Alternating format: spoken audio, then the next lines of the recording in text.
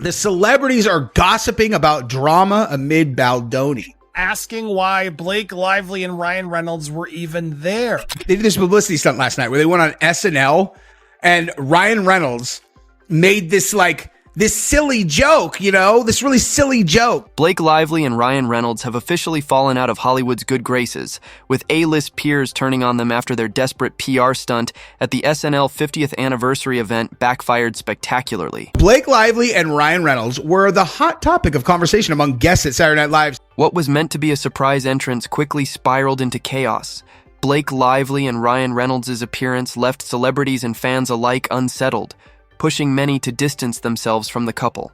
Baldoni's lawyer has some choice words about him. Their ill-timed stunt became a gift for Justin Baldoni's legal team, who now argue, if Lively is truly suffering, why is she thriving in the spotlight?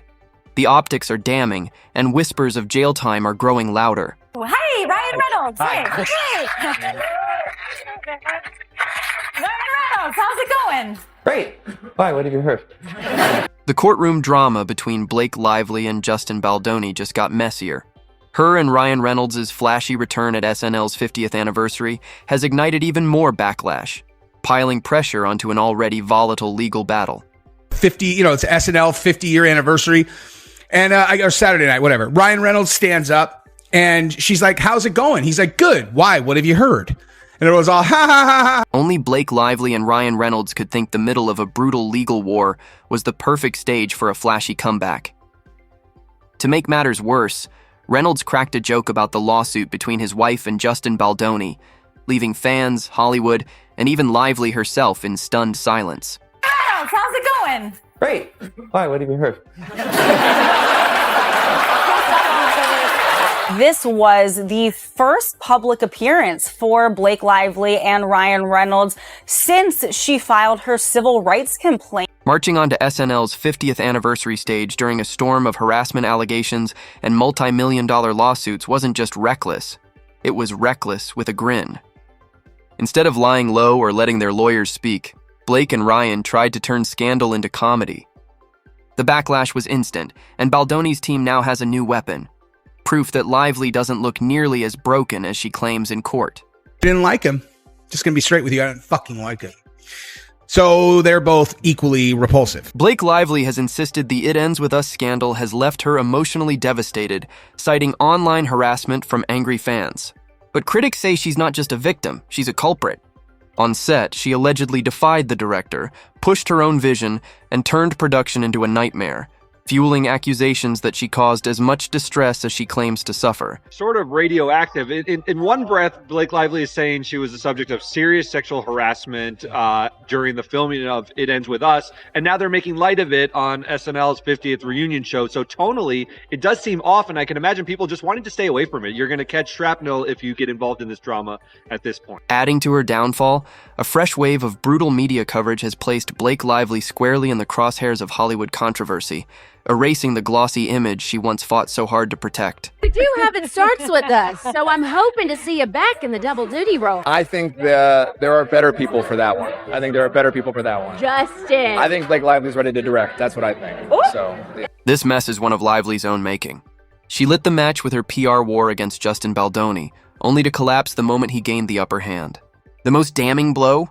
A resurfaced interview where she openly bragged about sidelining directors and seizing total control on set, a confession that now reads like Exhibit A in her public implosion.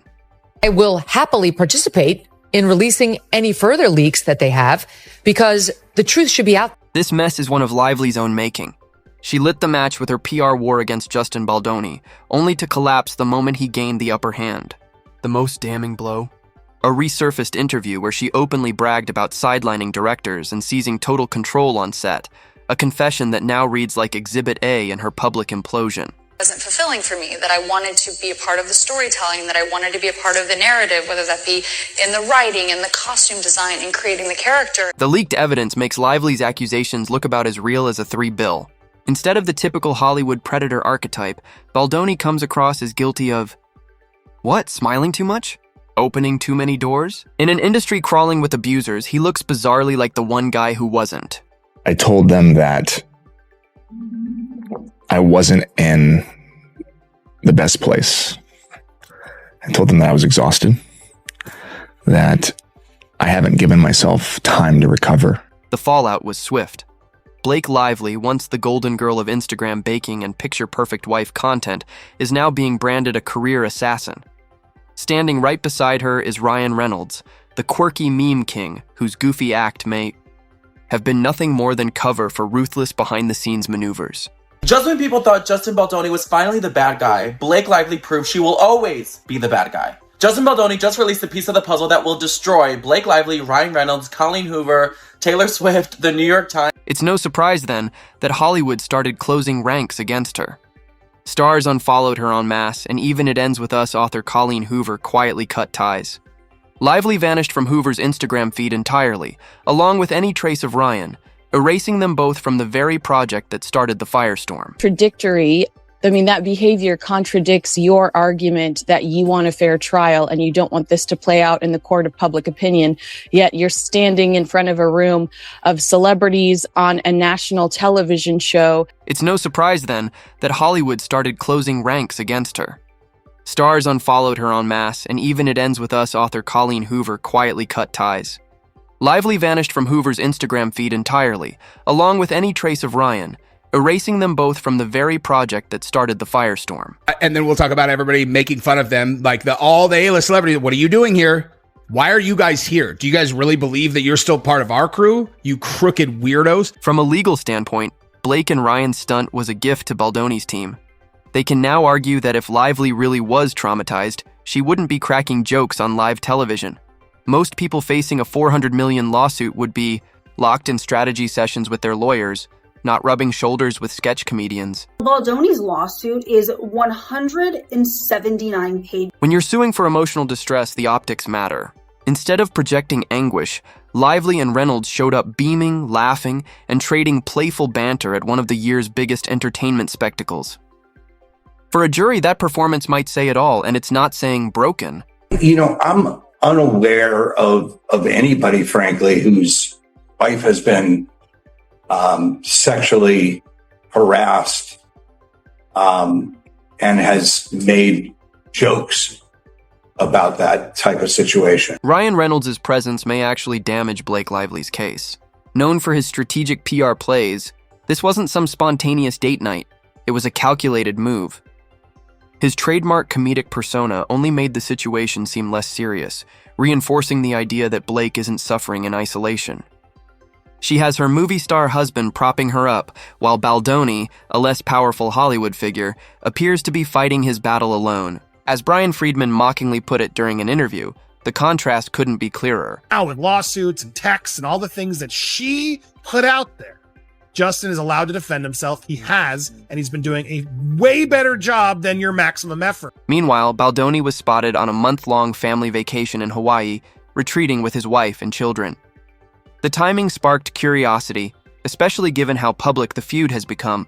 Showed up to try to make light, to sort of poke fun and seem likable and see everything's cool, guys, right? No, that's why they attended. But instead of looking like an escape, the vacation was framed as proof of his vulnerability.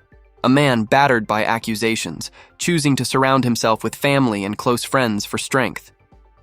The image sharply contrasts with Lively and Reynolds' glitzy appearances, highlighting just how differently both sides are handling the war. Justin, if I'm not mistaken, is on vacation right now with his kids in Hawaii. Is he still there? Do you speak to him? I do speak to him. I speak to him often. I wouldn't call it vacation. What makes Justin Baldoni's image even stronger is the stark contrast between him and Blake Lively.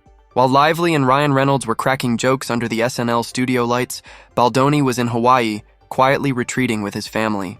No red carpets, no selfies, no PR stunts, just a man accused of serious crime seeking peace. That visual sells itself.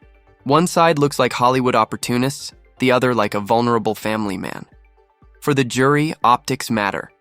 Baldoni's lawyers can argue that Lively and Reynolds are more interested in manipulating public opinion through media stunts than letting the legal system speak. Worse for Lively, reports claim the couple lingered at SNL long after the show ended, mingling with celebrities, laughing with Dakota Johnson, even leaving alongside Paul McCartney. Fans cheered, selfies were snapped, and there was no sign of emotional distress. If Blake's team wanted her to appear isolated and fragile, This performance destroyed that narrative. Her public joyride directly contradicts her legal claims that she can't even leave her home. And with plenty of media footage and social posts capturing every smile and quip, Baldoni's team now has ammunition to paint her entire case as hypocrisy. How can she survive the spotlight at SNL but crumble under movie criticism? I don't think anybody who's been accused of heinous, arguably what are crimes, is on vacation. As if the legal disaster wasn't enough, Blake Lively and Ryan Reynolds are also grappling with Hollywood's frosty reception. This is an industry that thrives on dragging people through the mud. Ask Johnny Depp. Yet when it comes to Reynolds and Lively, the usually vicious chorus has fallen strangely silent. For two box office darlings so deeply connected, the hush is telling. I think that he is trying to gather with his family and get some semblance of peace. A high-profile event like SNL's 50th anniversary isn't the place to hide. Unlike private Hollywood gatherings where elites protect their own, this stage draws comedians, actors, journalists, and, most dangerously, gossip columnists. If Reynolds and Lively thought they could slip in without drawing whispers, they miscalculated badly. And taking selfies with other actors, cast, and crew. We're told they finally left the studio with Paul McCartney before they skipped the after party and went home since it was already late. Reports suggest that many insiders at the event were openly questioning why the couple hadn't faced any serious scrutiny. Others in their position would have been destroyed by now, yet Reynolds and Lively strutted around like they were untouchable. To some, their presence felt less like a celebration and more like a flex, a reminder of the protection their fame still buys them. But now they're out there celebrating, making jokes, making light of it, which Justin Baldoni's legal team could absolutely use against them in Justin's defense. But events like SNL 50 are where industry narratives take root. If whispers were already circling about Reynolds and Lively behind those studio walls, their once bulletproof reputations may finally be cracking. Today, it's quiet gossip. Tomorrow, it's a front-page headline.